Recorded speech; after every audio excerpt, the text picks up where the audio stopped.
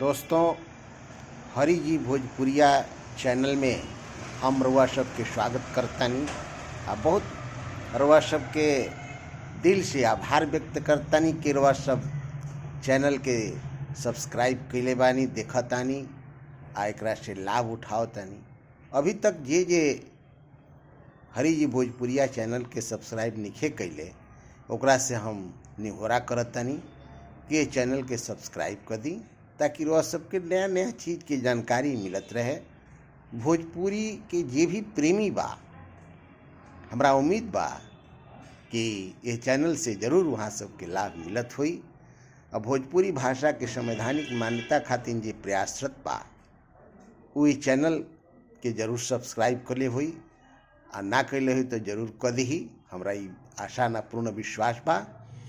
देखी, अयम निजः परोवीति गणना लघुचित शाम जौन संस्कृत के श्लोक बा, उदार चरितानंद वसुधैव कुटुंबकम, ये हमार है तहार है, एकर भावना मन में जे राखता ओकर मन के विकास अच्छा से नहीं है। जेकर मन के विकास बढ़िया बा, बृहद रूप से बा, वो वसुधैव कुटुंबकम की बात करेला। तो वसुधैव कुटुंबकम के मतलब हो गई कि पूरा वसुधा यानी पृथ्वी हमनी के परिवार बिया।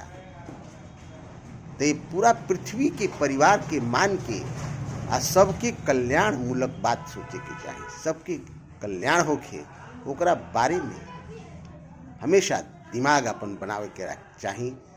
आ हमेशा लोगन के पॉजिटिव करे की बात करे के चाहिए, कभी भी निगेटिव ना। लोग समाज में एक दूसरा से मिलजुल के रहस, प्रेम भाव से रहस। एकरा खातिर के जौन भी दर्शन बा ओ दर्शन के ओ आदर्श के प्रस्तुति लोगन के बीच करे के चाही, लोगन के बतावे के चाही, मोटिवेट करे के चाही, ताकि जीवन अच्छा से बीत सके। जीवन क्षणभंगुर बा, ये बराबा का नहीं खे। तो ये जीवन के खूब अच्छा से बितवला के काम बा, एकदम दिव्य जीवन होखे।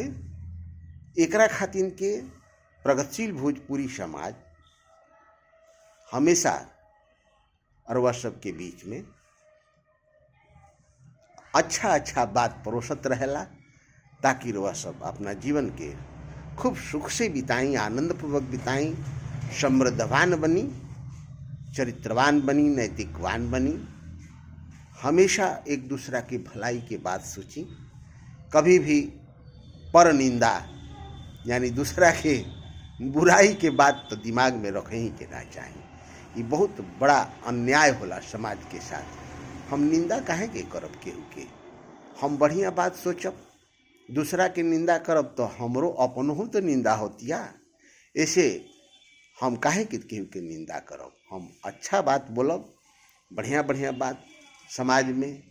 अपना मुंह के गंदा काहे करब? खूब बढ़िया बात बोलब ताकि सामने वाला के भी अच्छा लगे आ ओकर जीवन भी आनंदपूर्वक बीते और अपनो जीवन आनंदपूर्वक बीते।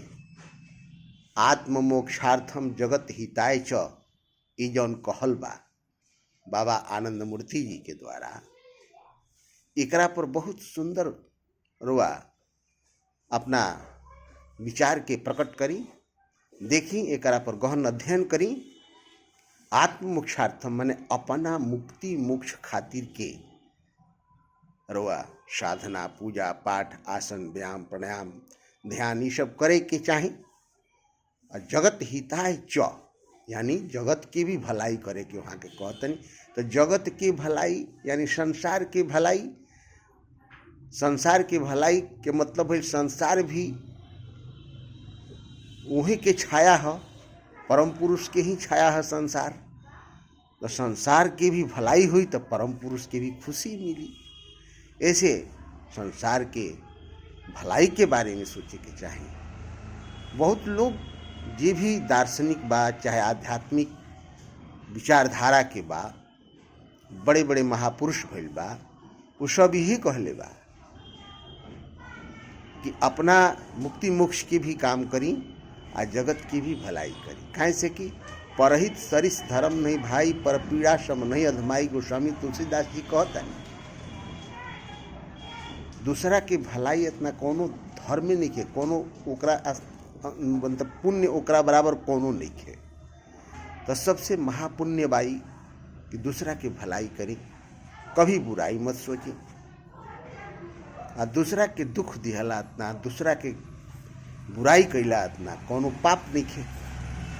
तो ये कर्म के काहे के करम, ये कर्म रउआ लायक नहीं है। समाज में यह करा खातिर के लोगन के समझाई बताई, अधिक से अधिक लोग यह रास्ता पर चले कि अपनो मुक्ति मोक्ष के काम होखे और दूसरा के भी भलाई होखे।